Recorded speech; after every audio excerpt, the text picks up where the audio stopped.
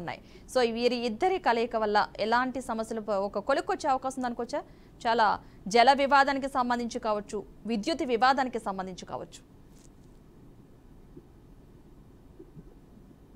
విద్యుత్ సంబంధించి 7,000 కోట్లు ఆంధ్రప్రదేశ్ తెలంగాణకు ఇవ్వాలి అని, సారీ తెలంగాణ ఇవ్వాలి ఆంధ్రప్రదేశ్కు అని. దానికి వీళ్ళు ఏం చెప్తున్నారంటే మాకు 35,000 కోట్లు రావాలా, మీరు ఆంధ్రప్రదేశ్ నచ్చింది అని వీళ్ళ వాదన. సో అది ఆగిపోయింది.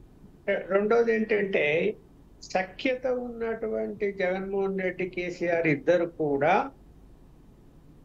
ఒకరి రాష్ట్రాల్లో ఒకరు జోక్యం చేసుకోకుండా చాలా గమ్మత్తుగా సైలెంట్ గా ఉంటూ వదిలేశారు. దానివల్ల నష్టం జరిగింది తెలంగాణకు కాదు, ఆంధ్రప్రదేశ్కే నష్టం జరిగింది. ఇప్పుడు చట్టం ఏం చెప్పింది? 58% ఆంధ్రప్రదేశ్కు, 42% మాత్రమే తెలంగాణ. ఏది ఆస్తుల పంపకాలు కానీ నిధుల పంపకాల్లో కానీ. ఈ ఆస్తుల పంపకాల్లో ఇక 30 సంస్థలకు పైగా వాటిని పరిష్కరించలేదు. ఎందుకు పరిష్కరించలేకపోయారు అంటే ఉదాసీన, ఎందుకు నిధులు చూసుకొని అది నేను చూసుకుంటా. జలవనరులు వచ్చేసరికి ఏమైపోయింది చూసాం కదా, ఎన్నికల ముందు నాగార్జున సాగర్ లో గేట్లు ఎత్తేస్తారని చెప్పి పెద్ద పోలీసులు ఇటు పోలీసులు అటు పోలీసులు మోహరించి ఎంత పెద్ద ఇష్యూ అయిందో. ఇక్కడ జలవనరుల సమస్య ఏమైపోయిందంటే ప్రత్యేకించి కృష్ణా వాటర్ ఇవాళ కోర్టుల్లో ఉంది వ్యవహారం, సుప్రీంకోర్టు వరకు పోయింది. ఇప్పుడు ఇరు రాష్ట్ర ప్రభుత్వం ఆ కోర్టుల్లో అంత సులభంగా తెగవు. ఇప్పటికైనా సరే మిగతా అంశాలన్నీ ఆస్తులు ఎలా పంచుకుంటారు, ఏం చేసుకుంటారు, సర్దుబాటు చేసుకుంటారా? ఒకవేళ అంత మేము ఇవ్వలేమంటే, ఇప్పుడు తెలంగాణ అయినా కూడా ఆంధ్రప్రదేశ్కి ఏదైనా ఇవ్వాలి అనుకుంటే వీళ్ళ పరిస్థితి అప్పుల్లోకి వెళ్ళిపోయింది. ఆంధ్రప్రదేశ్ పరిస్థితి అంతకన్నా అప్పుల్లోకి వెళ్ళిపోయింది. ఇస్తారా అంటే ఎక్కడి నుంచి తెచ్చిస్తారు, ఎక్కడి నుంచి మేము ఇవ్వాలి, మా దగ్గర రెవెన్యూ ఎక్కడుందని మాట్లాడతారు తెలంగాణ వాళ్ళు కూడా. అలాంటి పరిస్థితుల్లో ప్రధానమైన సమస్య ముందు నీటి వాటాలు. ఈ నీటి వాటాల విషయంలోనైనా చిత్తశుద్ధి చూపించి కోర్టుల్లో కేసులు విత్డ్రా చేసుకొని, ఏదైతే రైపేరియన్ రైట్స్ అంటే కింది భాగంలో ఎవరైతే ఉంటారో వాళ్ళకి హక్కులు ఎక్కువ ఉంటాయి నదీ జలాల విషయం, గోదావరిలో కానీ కృష్ణాలో కానీ లేకుంటే తుంగభద్ర కానీ. ఇక్కడ చివరి రాష్ట్రం ఏది? ఆంధ్రప్రదేశ్. కృష్ణాలో అదే, గోదావరిలో అదే. మరి ఏదైతే హక్కులు ఉన్నాయో ఆ హక్కుల్ని కాపాడాల్సిన బాధ్యత పై రాష్ట్రాలకు ఉంటుంది. అంతకుముందు ఉమ్మడి రాష్ట్రం ఉన్నప్పుడు కృష్ణా జలాల విషయంలో కర్ణాటకతో మనకు వివాదం వచ్చింది. వాళ్ళు ఆలమట్టి కట్టుకున్నారు, మనం ఎంత అభ్యంతరం చెప్పినా కూడా వాళ్ళు కట్టేసుకున్నారు. అలాగే కృష్ణా మీద అనేక చిన్న చిన్న డ్యాములు కూడా కట్టేసుకున్నారు. అన్యాయం జరిగింది. దాని ఎవరు తీర్చిది అంటే కాంగ్రెస్ ప్రభుత్వం అధికారంలో ఉన్నప్పుడు ఏమీ చేయలేకపోయింది. ఇక్కడ కాంగ్రెస్ ఉన్నది, అక్కడ కాంగ్రెస్ ఉన్నది, వాళ్ళేమో డ్యాములు కట్టేసుకున్నారు, అయిపోయింది. ఇక్కడ ఇప్పుడు ఏంటి సమస్య? యాక్చువల్గా ఎంత వాటా రావాలో అంత వాటా కృష్ణా జలాల నుంచి ఇవ్వాలి. దాని కారణంగా ఏమైపోయింది? జగన్మోహన్ రెడ్డి గారు రాయలసీమ ప్రాజెక్టు శంకుస్థాపన చేసి నిర్మాణం మొదలు పెట్టినా కూడా అది ఆపేశారు. అదృష్టం చేతి ఇప్పుడు ఇవాళ కృష్ణా జలాల విషయంలో ఒక మంచి ఏం జరిగింది అంటే, రాజశేఖర రెడ్డి గారు ఉన్నప్పుడు ఆయన పబ్లిసిటీ లేకుండా పోతిరెడ్డిపాడు హెడ్ రెగ్యులేటర్ యొక్క కాలువను దాన్ని వెడల్పు చేశాడు. అది చట్టానికి విరుద్ధం, అలా చేయకూడదు అనే వాదనలు ఉన్నప్పుడు కూడా ఆ వర్క్ ను కంప్లీట్ చేశాడు ఉమ్మడి రాష్ట్రం. చేయటం వల్ల ఇవాళ మనకు ఆ కింద ఉన్నటువంటి డ్యాములకు అన్నిటికి కూడా అంటే గండికోట వరకు వాటరు రాగలుగుతున్నది పూర్తిగా. లేకపోతే ఇంకా ఇబ్బంది అయ్యేది. అది ఒక మంచి పని జరిగింది అప్పట్లో. సో ఇప్పుడు రాయలసీమ ప్రాజెక్టులు ప్లస్ నెల్లూరు, ప్రకాశం జిల్లాలకు కృష్ణా వాటర్ చాలా ఇంపార్టెంట్.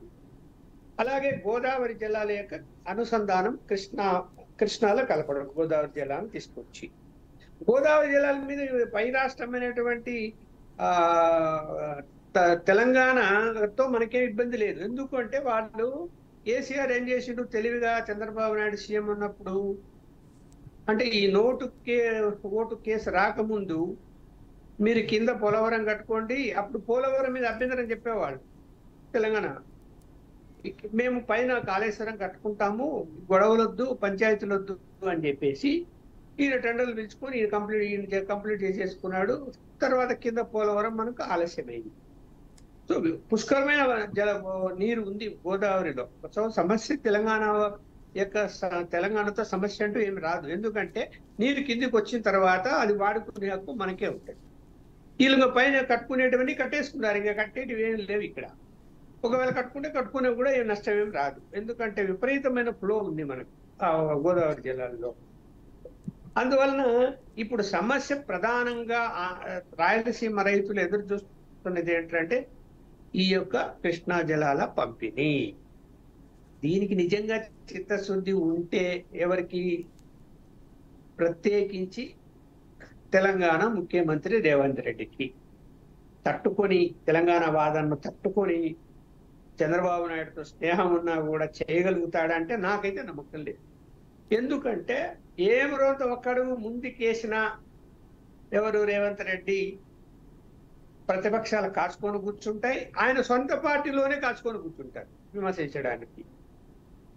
అందువల్ల సెంటిమెంట్ లేపుతారు. ఇప్పుడే చూశారు కదా, 5 గ్రామాలు ఎన్నిక చేయమంటున్నారు. అది ప్రభుత్వ పరంగా అంటే కాంగ్రెస్ వాళ్ళు కూడా అడుగుతున్నారు 5 గ్రామాలు ఎన్నికేయండి అని.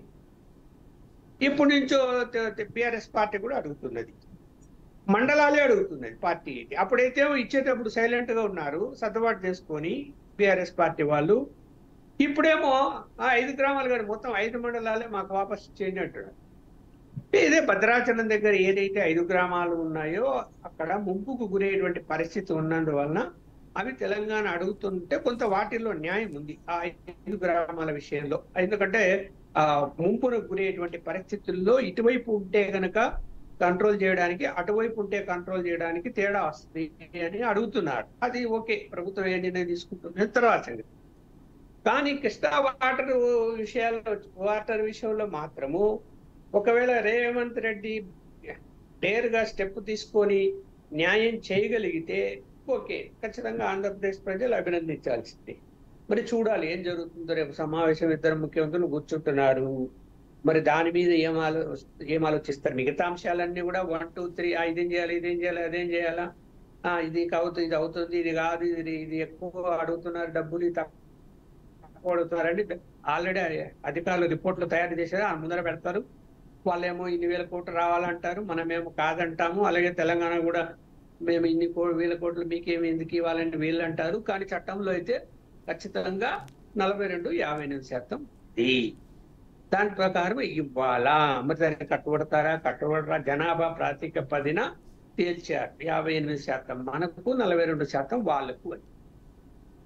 మరి చూడాలి ఎంతవరకు. ఇప్పుడు 10 సంవత్సరాలుగా కొన్ని అంశాలు మాత్రమే పరిష్కారం అయ్యి పెండింగ్ లో ఉండడానికి కారణం ఏంటంటే ఆంధ్రప్రదేశ్ కాదు, తెలంగాణ గవర్నమెంట్ అడమెంట్ గా ఉండటం, అడ్డం మాట్లాడటము, వాదించిన. ఎందుకంటే ఆ యొక్క 2 రాష్ట్రాల యొక్క ఈ విభజన చట్టాన్ని చూసేటువంటి అధికారి నాకు స్వయంగా చెప్పారు. మనం ఏది మీటింగ్ వెళ్ళామనుకోండి, వాళ్ళు క్యాన్సిల్ చేపిస్తారు, లేదంటే మీటింగ్ రారు, వచ్చిన ఇది కాదు అలా అని చెప్పి వాదిస్తారు, అడ్డం మాట్లాడతారు. ఏది కూడా పరిష్కార మార్గం మాట్లాడకుండా వాయిదాలు పడుతూ వచ్చాయి. మరి ఎప్పుడైనా అది మేలు జరిగితే ఎందుకంటే ఇప్పుడు చంద్రబాబు నాయుడు గారు కూడా చొరవ ఎందుకు తీసుకున్నారంటే ఇవాళ రాష్ట్రము ఆంధ్రప్రదేశ్, తెలంగాణ అనే సెంటిమెంట్ అని మనం ఎప్పుడు తెలంగాణ సెంటిమెంట్ అంటాం. ఆంధ్రాలో కూడా సెంటిమెంట్ ఉందని నేను ఎన్నికలు నిరూపించాయి. ఎందుకు? అమరావతి, పోలవరం, వెనుకబడిన జిల్లాల అభివృద్ధి, రాయలసీమ ప్రాజెక్టులు, ఈ విషయంలో జనాలు జగన్మోహన్ రెడ్డి గారిని అంగీకరించలేదు. సెంటిమెంట్ గా పనిచేసాయి, దుర్మార్గమైన పని చేస్తున్నాడు. పోలవరం కట్టలేకపోయాడు, అమరావతి నాశనం చేశాడు, రాయలసీమ ప్రాజెక్టులు ఏవి కూడా 1 ఇంచి కదలలేదు. ఇవన్నీ కూడా ఎందుకు మళ్ళీ రాయలసీమ జిల్లాలో కూడా 2 సీట్లు తప్ప ఎందుకు సీట్లు ఎక్కువ రాలేకపోయాయి? అదే కారణం. ఆయన సామాజిక వర్గం వాళ్ళు వ్యతిరేకించారు, ఓట్లు వేయలేదు, మెజారిటీ తగ్గింది ఇప్పుడు అందులో.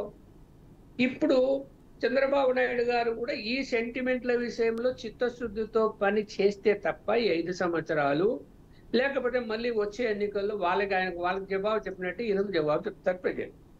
అందువల్ల అలా కాకుండా చిత్తశుద్ధితోనే పని చేయాలని మనం కోరుకోవాలి. నేను కూడా కోరుకుంటున్నాను, ఖచ్చితంగా పని చేస్తాడు. ఎందుకంటే వచ్చి నెల కూడా కాకముందే ఆయన అన్ని కార్యక్రమాలు మొదలు పెట్టాలని ప్రయత్నం చేస్తున్నాడు. ఆఫీసర్లను పరుగులు తీపిస్తున్నాడు, ఢిల్లీ వెళ్ళాడు, అలా రిప్రజెంటేషన్లను ఇచ్చాడు, కేంద్రం నుంచి ఏం రావాలో అడుగుతున్నాడు. ఎస్, ఎన్డీఏ కూటమిలో భాగంగా బీజేపీ, జనసేన, తెలుగుదేశం పార్టీలు మంచి చేయగలిగితే రాష్ట్రానికి మళ్ళీ నెక్స్ట్ అవకాశము ఉంటుంది కూటమికి.